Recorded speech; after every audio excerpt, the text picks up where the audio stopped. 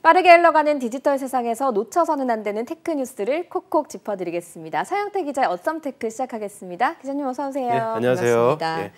일단 기업들, 뭐 직원들도 그렇겠지만 네. 언론에서도 네. 회장이 어디 가느냐에 따라서 그쵸. 관심사가 보이기 때문에 그쵸. 회장 어디 가는지 네. 이제 관심 있게 보잖아요. 구광모 LG 회장이 어딜 방문했다고요?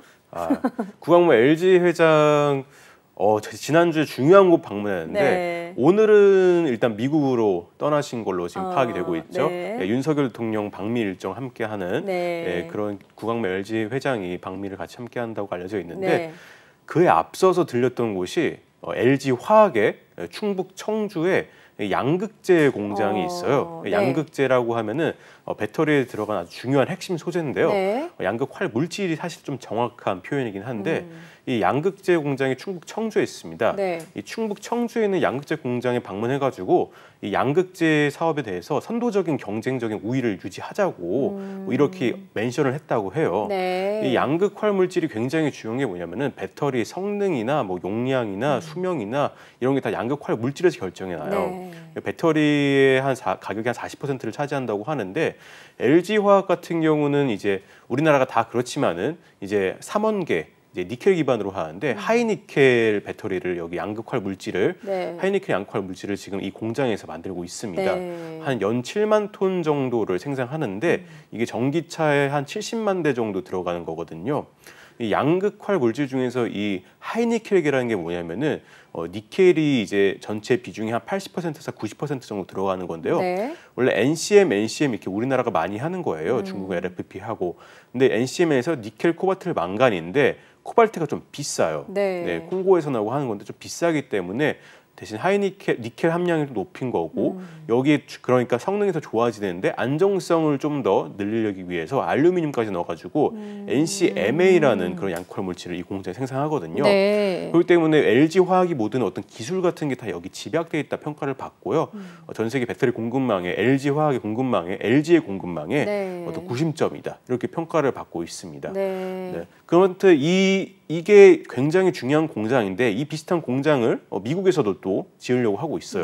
테네시주에서 얘기가 오가고 있는데 아마도 구광모 회장이 미국에 방문하기에 앞서서 이 공장을 방문한 거는 충북 청주 공장을 방문한 거는 일단 배터리 공급 한번 점검하고 어떤 이에 관련한 이야기를 좀 전하기 위한 그런 포석이 아닌가 목적이 아닌가 이렇게 해석이 되고 있습니다. 그리고 또 LG화학이 이제 또 증권가에서도 좀 핫하거든요. 뭐 저희는 뭐 이제 늘 증권 기자이기 때문에 증권 뉴스를 보는데 증권가에서 왜 핫하냐면은 올해 한 해 한 30% 가까이 올랐어요. LG화학 주가가. LG화학 주가가 30% 가까이 올랐는데 이 오르면서 이게 LG화학이 옛날에 100만 원 넘은 황제주 칭호를 받았거든요.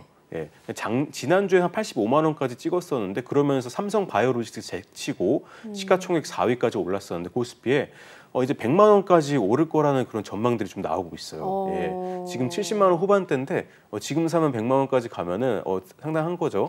근데 이게 한 7개 정도 증권사 그러니까 삼성증권, KB증권, 하나투자증권 이런 데서 100만 원 정도 갈 거라고 전망을 내놓고 있는데 확실히 이번에 구광모 회장이 가가지고 어떤 성과를 내면은 미국에서요 어떤 업사이드가 있지 않을까 그렇게 보이고 있습니다.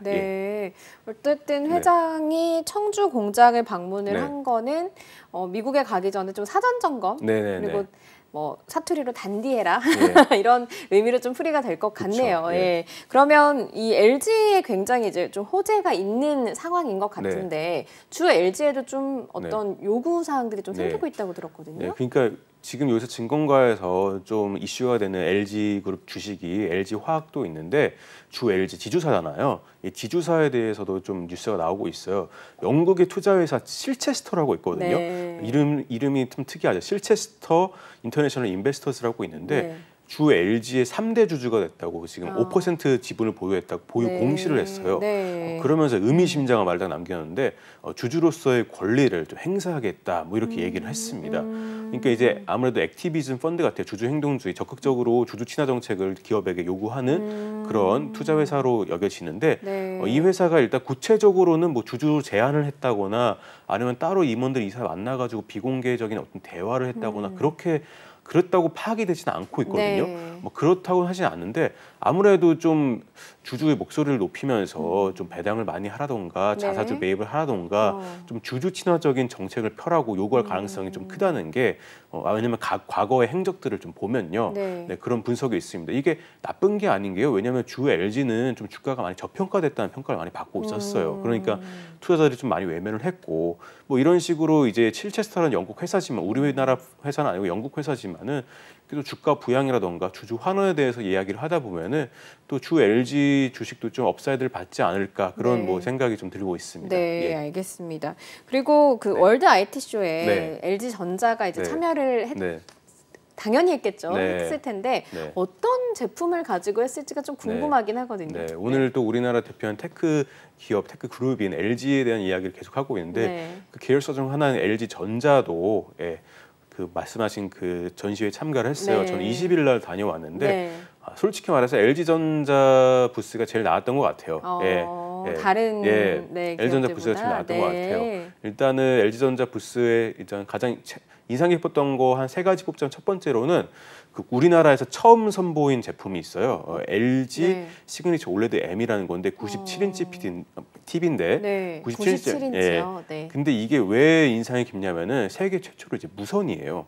그러니까 전원 꼽는 거 말고는 선이 아무것도 필요가 없어가지고 그래서 지난해 1월에 미국 라스베가스 CES에도 혁신상을 받았거든요. 아무튼 굉장히 좀 혁신적인 제품이기 때문에 또 인상 깊었고 그리고 또 하나 인상 깊었던 게 있는데 그 LG전자의 게이밍 TV가 있어요.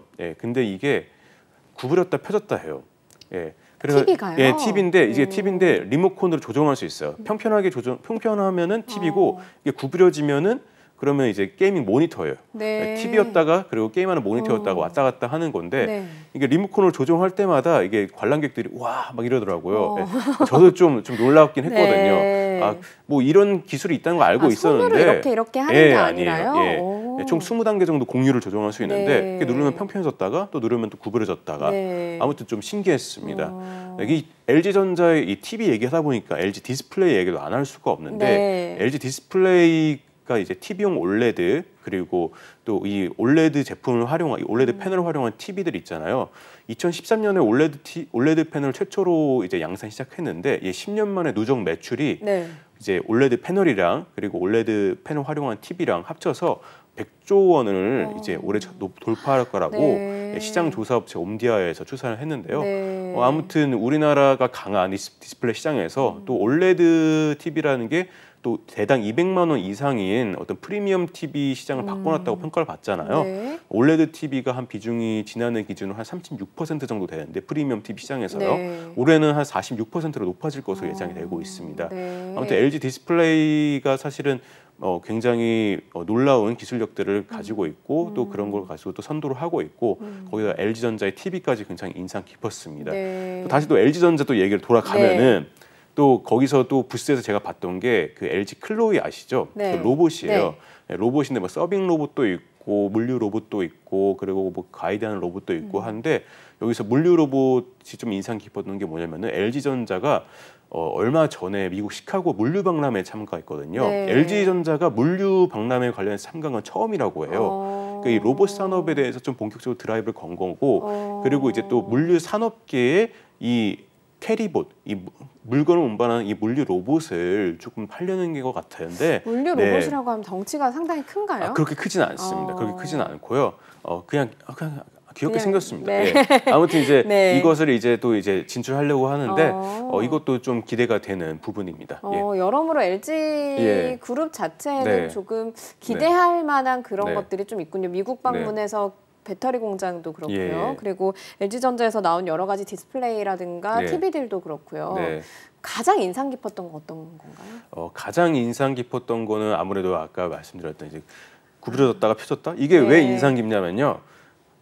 딱 저는 이제 그 어머니한테 저 TV 샀어요 하면서 나중에 게이밍 모니터로 활용할 수 있을 것 같아가지고 그래가지고 아주 인상 깊었습니다. TV를 샀다고 말씀드리면서 그러면서 사실은 게임을 할 수도 있는 알겠습니다. 사실 뭐 모든 유부남들의 원하는 어떤 아이템이 아닌가 네. 그런 생각이 좀 들고 있습니다. 예, 알겠습니다. 좀 기대를 해보도록 하겠습니다. 얼마나 팔릴지요. 알겠습니다. 여기까지 듣겠습니다. 서영태 기자였습니다. 고맙습니다. 네, 감사합니다.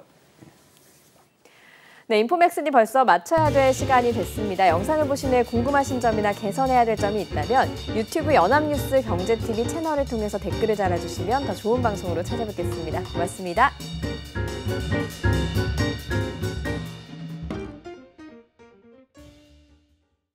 안녕하세요. 인포맥스D 아나운서 강래원입니다. 더 많은 실시간 경제 뉴스와 경제 정보를 알고 싶으시다면 오른쪽 구독 버튼을 눌러주세요.